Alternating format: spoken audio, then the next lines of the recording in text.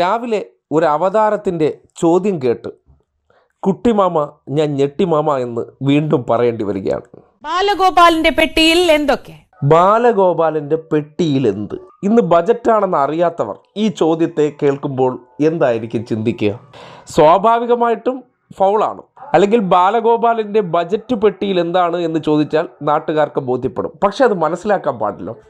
എന്നാൽ നേരെ മറിച്ച് ഈ മാധ്യമപ്രവർത്തകർ സാധാരണഗതിയിൽ ആരെങ്കിലും പറയുന്ന മറുപടികളെയോ അല്ലെങ്കിൽ ഇങ്ങനെ ഒരു പെട്ടി ഒരാളുടെ കൈവശം ഏതെങ്കിലും വിവാദം അവർ സൃഷ്ടിച്ചു കൊണ്ടുവരുന്ന സന്ദർഭത്തിൽ കൈവശം പെട്ടി ഉണ്ടെന്ന് വിചാരിക്കുക, എന്തെല്ലാം ദുരൂഹ കഥകൾ അതിൻ്റെ പിന്നിൽ അവർ സൃഷ്ടിച്ചെടുക്കും. ആ നിലയ്ക്ക് നോക്കുമ്പോൾ സ്വാഭാവികമായിട്ടൊരു അവതാരം ചോദിക്കുകയാണ്, പെട്ടിയിൽ എന്ത്? പെട്ടി ചിങ്കാരപ്പെട്ടി, പെട്ടി തുറന്നപ്പോൾ എന്ന് പറയുന്ന ആംഗിളിലാണ് ചോദ്യം. പലത് വേണമെങ്കിലും നമുക്ക് വളച്ചൊടിക്കാം. ഇതിന് ദ്വയാർത്ഥ പ്രയോഗം നടത്തിക്കൊണ്ടുള്ള മറുപടി പറയാം. കാര്യം അതെല്ലാം കേൾക്കുന്നവൻ്റെ സ്വാതന്ത്ര്യമാണ്. പറയുന്നവൻ ഉള്ളതുപോലെ തന്നെ സ്വാതന്ത്ര്യം കേൾക്കുന്നവനും ഇതിനെ സംബന്ധിച്ച് ഉണ്ടാകുമെന്നുള്ളത് ഒരു സാമാന്യ യുക്തിയാണെന്ന് അവതാരത്തെ ഓർമ്മിപ്പിക്കുകയാണ്. അതുകൊണ്ട് ദ്വയാർത്ഥ പ്രയോഗത്തിന് നല്ല സാധ്യതയുള്ള ഈ ചോദ്യത്തിന്